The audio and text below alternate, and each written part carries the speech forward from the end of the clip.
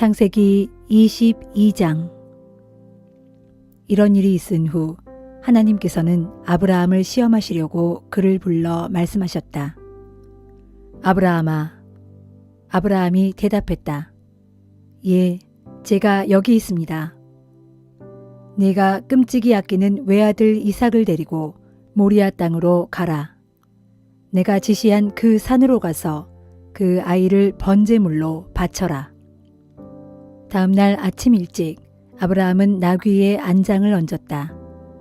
번제를 드리는 데 쓸 장작을 준비하여 아브라함은 아들과 두 종을 데리고 하나님께서 지시한 산을 향해 길을 떠났다.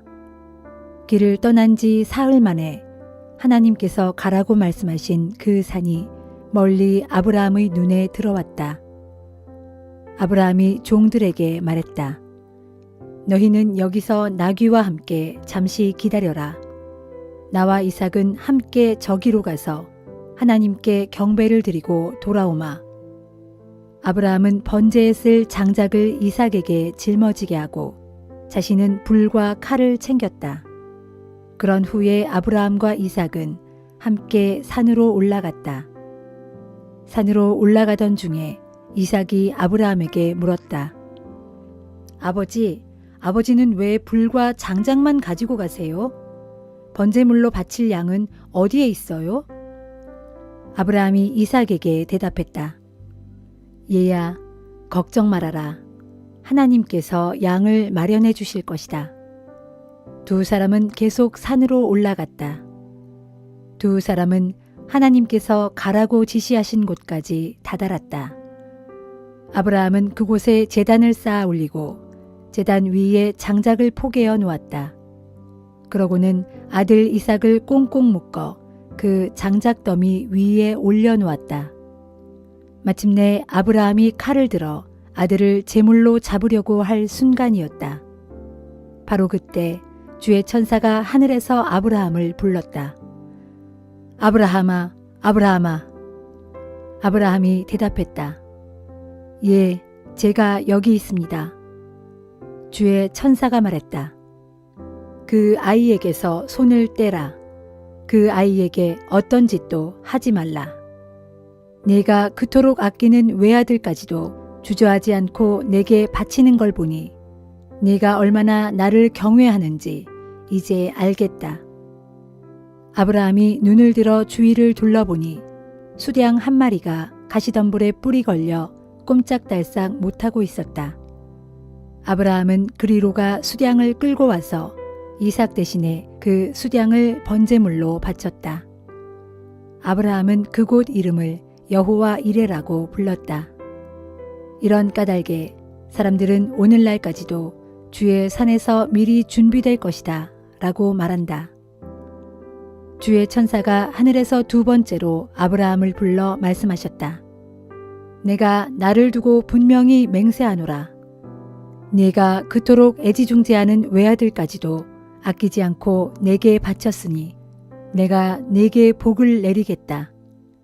네 후손이 하늘에서 총총히 빛나는 별처럼 크게 번성하고 바닷가의 모래알처럼 많아질 것이다.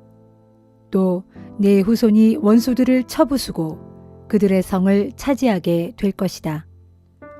네가 내 말에 복종했으므로 세상의 뭇 백성들이 네 후손으로 말미암아 복을 받을 것이다.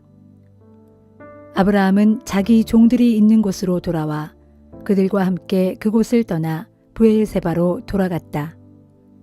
아브라함은 브엘세바에서 살았다. 이런 일이 있은 지 얼마 후에 아브라함은 자기 동생 나홀이 아내 밀가와의 사이에서 여러 자식들을 두었다는 소식을 들었다. 나홀의 맏아들은 우스이다. 그리고 우스의 동생들은 부스, 아람의 아버지인 그무엘, 게셋, 하소, 빌다스, 이들랍, 부두엘이다. 부두엘은 리브가의 아버지이다. 8아들이 모두 아브라함의 동생 나홀과 그의 아내 밀가 사이에서 태어났다. 또 나홀의 첩인 르우마는 네 아들 데바, 가함, 다하스, 마아가를 낳았다.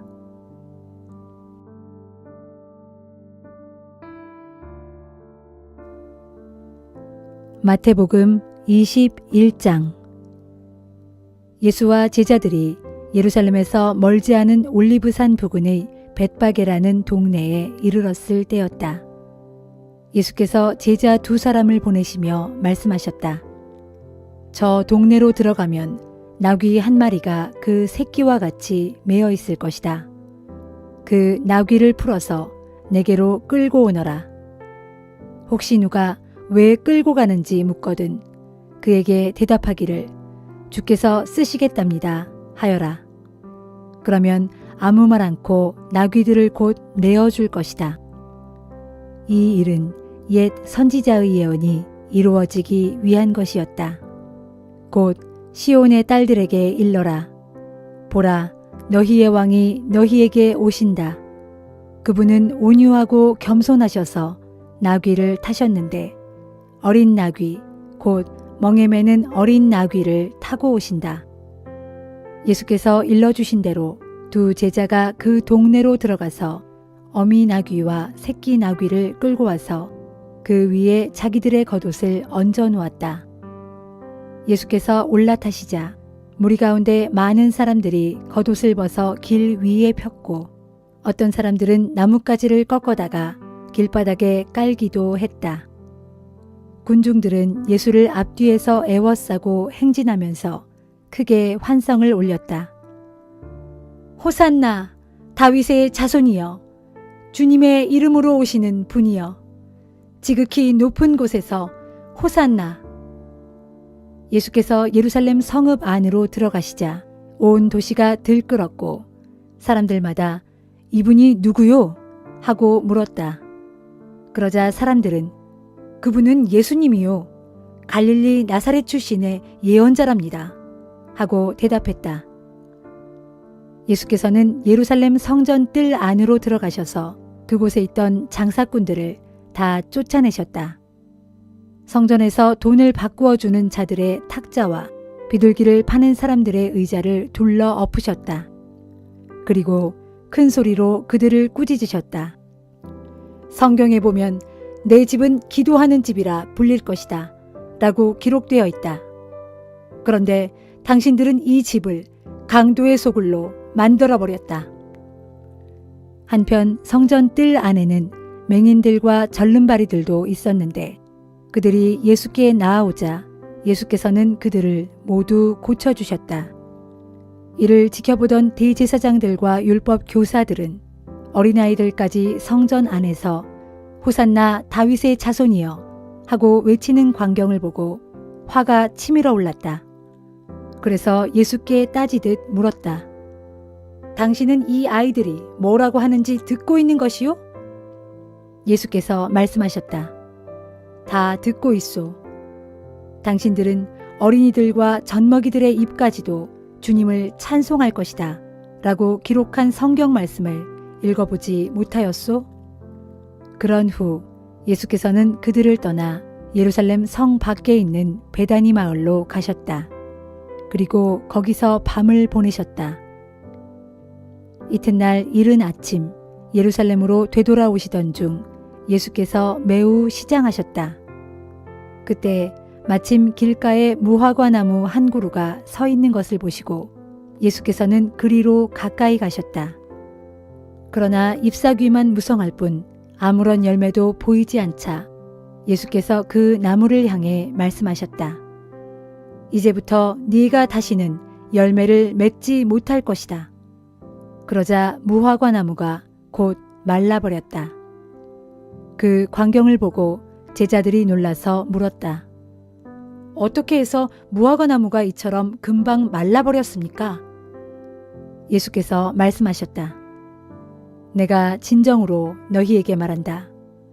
너희가 믿고 의심하지 않는다면 너희는 이런 일뿐만 아니라 더 큰 일도 능히 할 수 있다.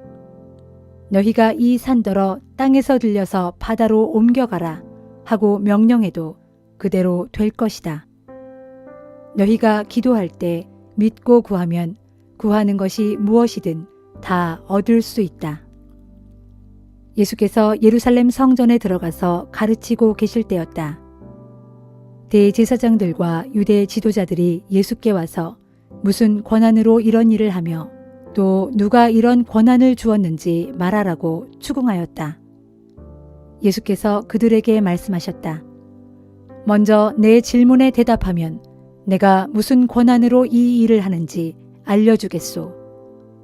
세례 요한은 무슨 권한으로 사람들에게 세례를 베풀었소? 하나님께 받은 권한이요? 아니면 사람에게서 받은 권한이요? 그러자 그들은 자기들끼리 의논하였다. 하나님께 받은 것이라고 대답한다면 그러면 왜 세례 요한을 믿지 않았느냐고 추궁당할 것이 뻔했다. 또 사람에게서 받은 것이라고 대답하자니 군중들이 두려웠다.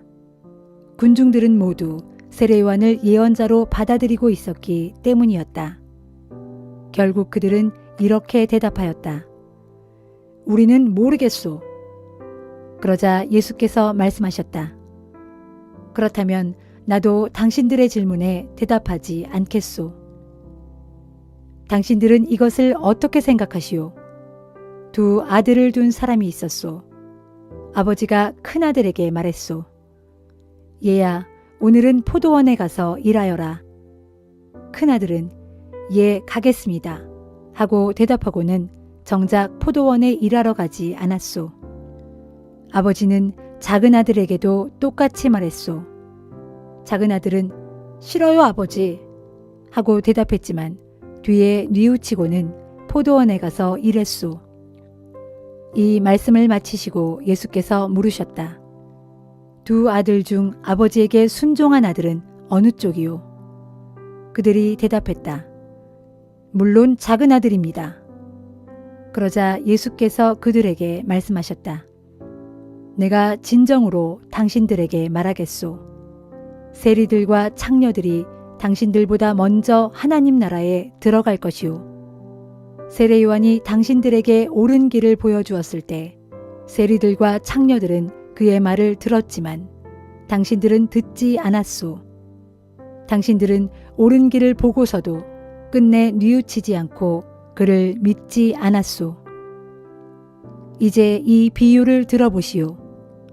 어떤 주인이 포도원을 일구고 울타리를 둘러쳤소. 포도즙을 짤 큰 구덩이를 파고 망대도 세웠소. 그런 후에 포도원을 소작인들에게 맡기고 멀리 여행을 떠났소. 수확할 때가 되자 포도원 주인은 종들을 보내 소출을 받아오라고 했소. 그런데 소작인들은 종들을 붙잡아 하나는 때리고 하나는 죽이고 하나는 돌로 쳤소. 주인은 다시 더 많은 종들을 보냈으나 결과는 마찬가지였소. 그러자 주인은 설마 내 아들은 함부로 대하지 않겠지 하고 생각하여 자기 아들을 보냈소. 소작인들은 그 아들이 오는 것을 보고 수군거렸소. 저 사람은 포도원을 상속받을 사람이다. 잘 됐다. 저놈을 죽여버리고 포도원을 우리가 차지하자. 소작인들은 주인의 아들을 붙잡아 포도원 밖으로 끌고 가서 죽여버렸소. 일이 이 지경이 된다면 포도원 주인이 돌아와서 소작인들을 어떻게 할 것이라고 생각하시오? 유대인 지도자들이 대답하였다. 물론 포도원 주인은 악한 소작인들을 모조리 죽이고 소출을 제대로 바칠 만한 다른 소작인들에게 그 포도원을 맡길 것입니다. 그러자 예수께서 그들에게 말씀하셨다. 당신들은 성경에서 이런 말씀을 읽지 못하였소? 집 짓는 이가 버린 돌이 이제는 모퉁이를 받치는 머릿돌이 되었다. 주께서 이루신 이 일, 우리 눈에 너무나 놀라워라. 잘 들으시오. 하나님께서는 당신들에게서 하나님 나라를 빼앗아 그 나라의 소출을 제대로 바칠 백성들에게 맡기실 것이오. 누구든지 이 돌 위에 넘어진 사람은 모두 다칠 것이고 이 돌 밑에 깔리는 사람은 가루처럼 으깨어질 것이요. 대제사장들과 바리새인 지도자들은 이 비유가 자기들을 두고 하는 말인 것을 알아차리고는 예수를 체포하려고 하였다. 하지만 예수를 예언자로 믿고 있는 군중이 두려워서 감히 그렇게 하지 못하였다.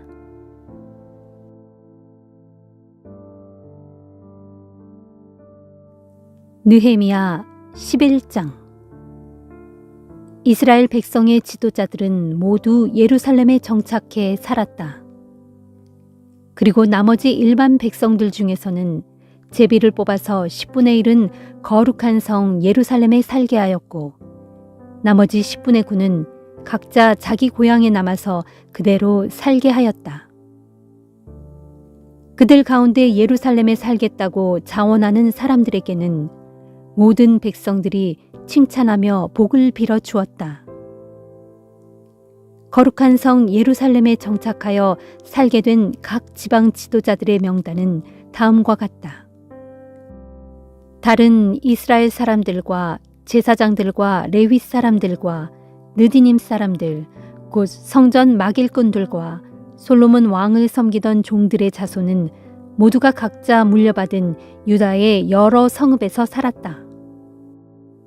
유다 자손과 베냐민 자손 가운데 일부가 예루살렘에서 살았다.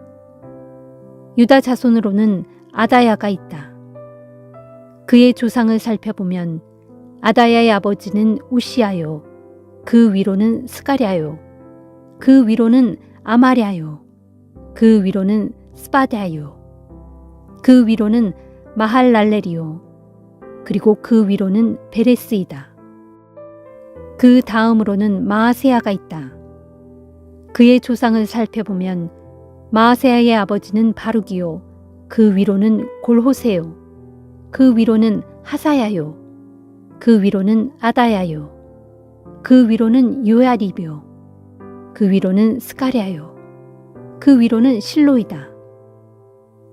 예루살렘에 정착한 베레스의 자손들은 다 합쳐 468명으로 그들은 전부 용사였다. 베냐민 자손으로는 살루가 있다. 그의 조상을 살펴보면 살루의 아버지는 무술람이요, 그 위로는 요에시요, 그 위로는 부다야요, 그 위로는 골라야요, 그 위로는 마아세야요, 그 위로는 이디엘이요, 그 위로는 여사야이다. 또 살루를 따르는 자는 갑배와 살레를 비롯하여 모두 928명이었는데 이들도 모두 예루살렘에 정착했다. 그들의 지도자는 시그리의 아들 유엘이었고 하스누아의 아들 유다는 그 다음 가는 사람이었다. 제사장들 가운데 예루살렘에 정착한 사람들은 요야립의 아들 여다야와 야긴과 그리고 스라야가 있다. 스라야의 조상을 살펴보면 그의 아버지는 힐기야요, 그 위로는 무술람이요, 그 위로는 사독이요, 그 위로는 무라요시요, 그 위로는 하나님 성전의 책임자인 아히둡이다. 그리고 그들을 도와 성전의 일을 맡아보는 그들의 친척들은 모두 822명이었다.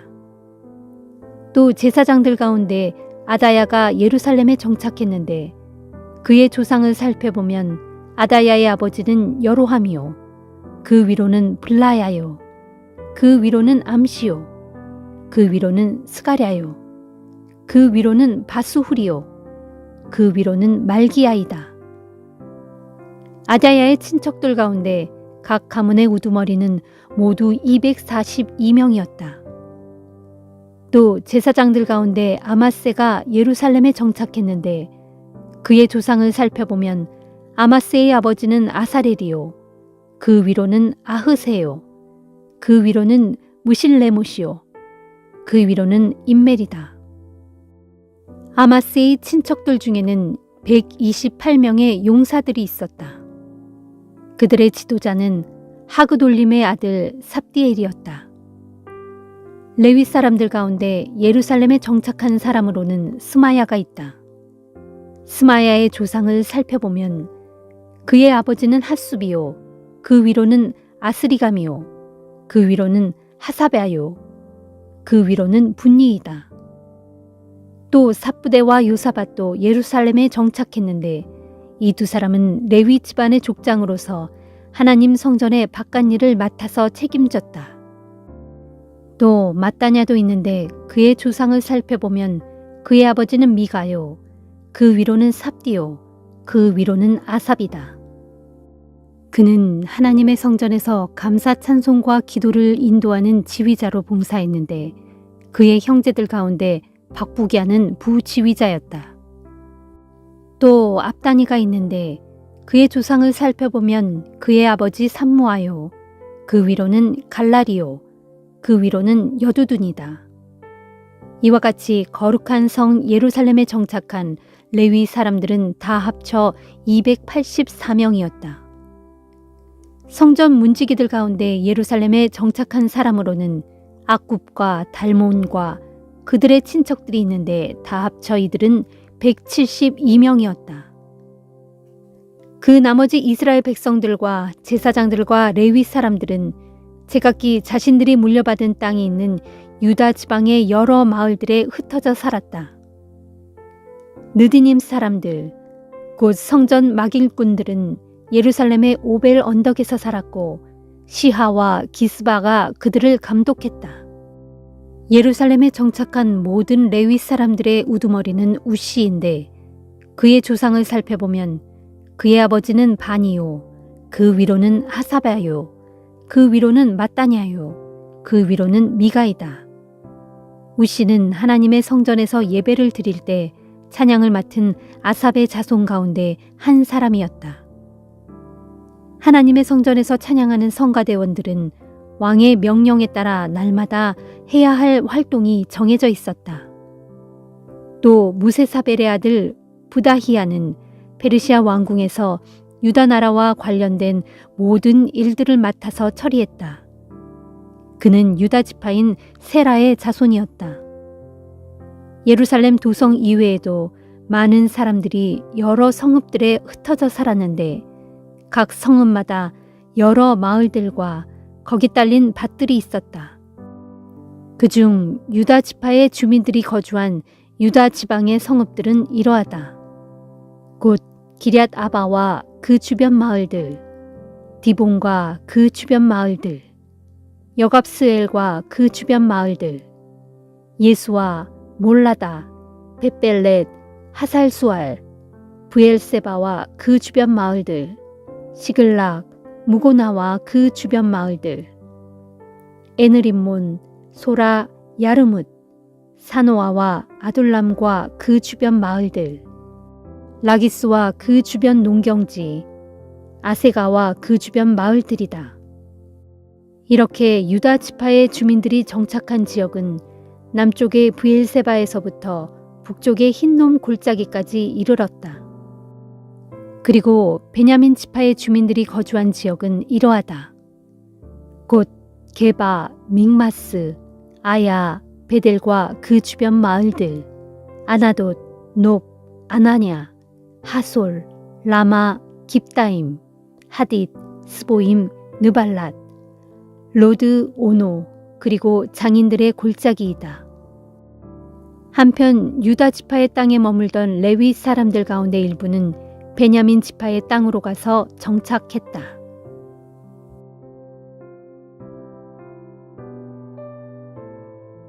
사도행전 21장. 에베소 교회의 장로들과 작별한 후 우리는 배를 타고 곧장 고스로 갔다. 이튿날엔 로도에 들렀다가 거기서 또 바다라로 갔다. 우리는 바다라에서 페니키아로 가는 배를 만나 그 배로 바꾸어 탔다. 그 배를 타고 우리는 멀리 키프로스 섬을 왼편에 끼고 수리아를 향해 가다가 두로에 닿았다. 우리는 두로에 내려서 짐을 풀었다. 우리는 두로에 있는 제자들을 찾아가 그들과 함께 일주일을 지냈다. 그곳의 제자들은 자신들이 성령의 지시를 받았다면서 바울에게 예루살렘으로 올라가지 말라고 간곡하게 만류했다. 두로를 떠날 때가 되자 제자들은 물론 그들의 부인들과 아이들까지 모두 바닷가에 나와서 우리를 전송해 주었다. 우리는 바닷가에서 무릎을 꿇고 주님께 기도를 드린 후 서로 뜨겁게 작별 인사를 나누었다. 마침내 우리가 배에 오르자 그들도 집으로 돌아갔다. 우리는 두로를 떠나 돌레마이로 갔다. 거기에서 우리는 형제들의 안부를 묻고 그들과 함께 하루를 지냈다. 이튿날에 우리는 그곳을 떠나 가이사랴로 갔고 거기서 전도자 빌립의 집에 머물렀다. 그는 일찍이 7 집사 가운데 한 사람으로 뽑힌 사람이었다. 이 사람에게는 예언의 은사를 받은 딸이 넷이나 있었는데 모두 처녀였다. 우리가 빌립의 집에 머물러 있는 여러 날 동안 아가보라는 예언자가 유대에서 내려왔다. 그 사람이 우리에게로 와서 바울의 허리띠로 자기 손발을 묶더니 이렇게 예언했다. 성령께서 말씀하시기를 이 허리띠의 주인이 예루살렘에서 유대인들에게 이렇게 묶여 로마로 끌려갈 것이라고 하십니다. 이 말을 들은 그곳 사람들과 우리는 바울에게 예루살렘으로 올라가지 말 것을 간곡히 권했다. 그러자 바울이 말했다. 왜 이렇게들 울면서 내 마음을 아프게 하십니까?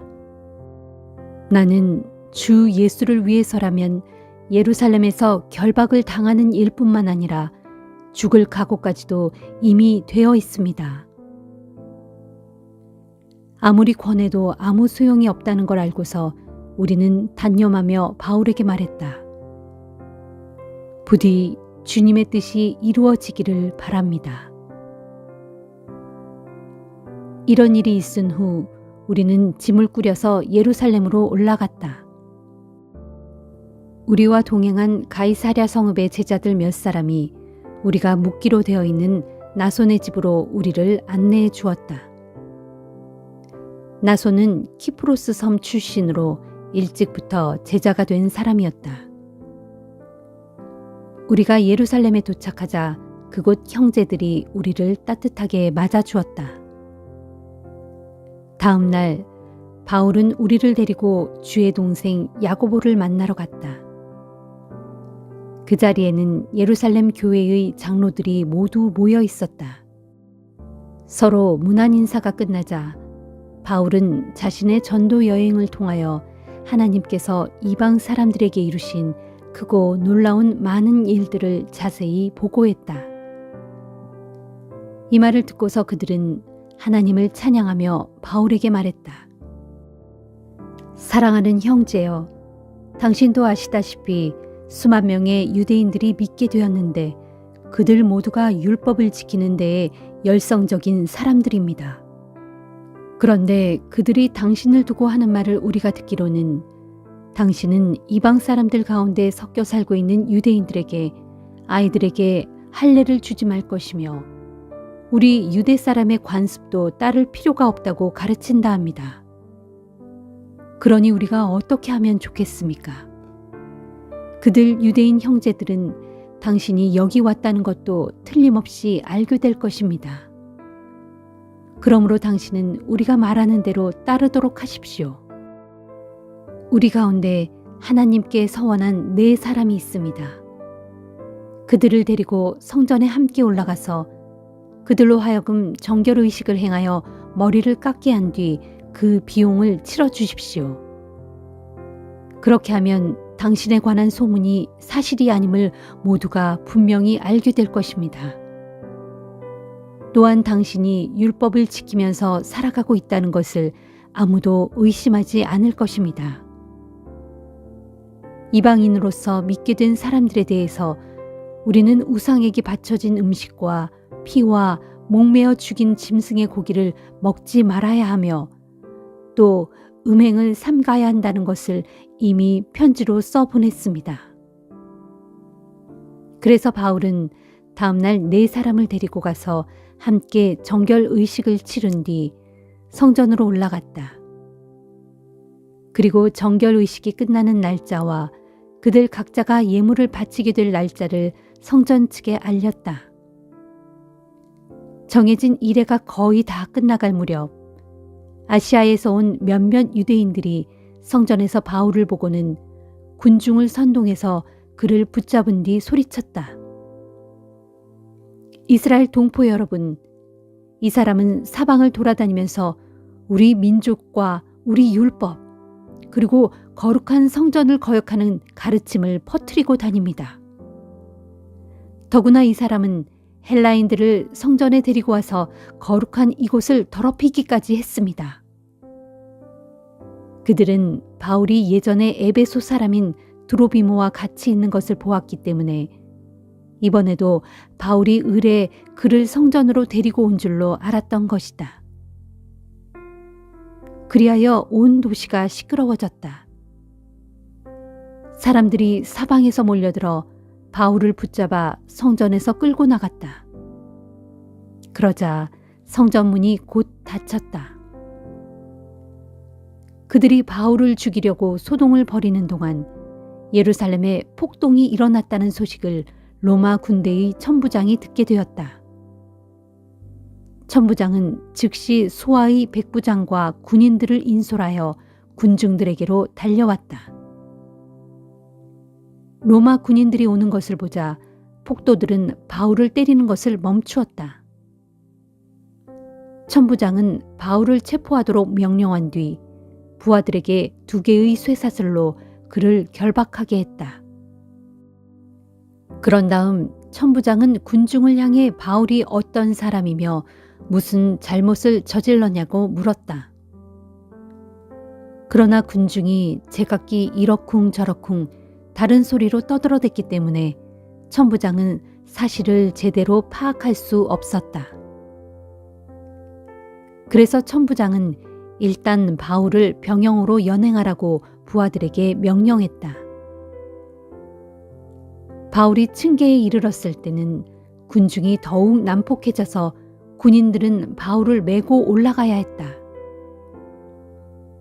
군중은 계속 뒤따르면서 그 자를 없애버려라 하고 소리를 질러댔다. 병영 앞에 이르렀을 때 바울이 천부장에게 말했다.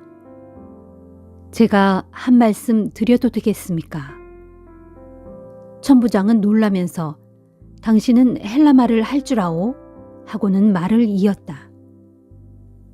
그러면 당신이 바로 얼마 전에 폭동을 일으킨 뒤 자객 4,000명과 함께 광야로 도망친 그 이집트 사람이요? 바울이 대답했다. 아닙니다. 저는 길리기아 지방의 다소에서 태어난 유대인으로 그 유명한 도시의 시민입니다. 저 사람들에게 제가 잠시 한마디 할 수 있도록 허락해 주십시오. 그렇게 하시오. 천부장이 허락하자 바울은 층계 위에 서서 군중에게 조용히 해달라고 손짓을 했다. 무리가 잠잠해지자 바울은 히브리 말로 연설하였다.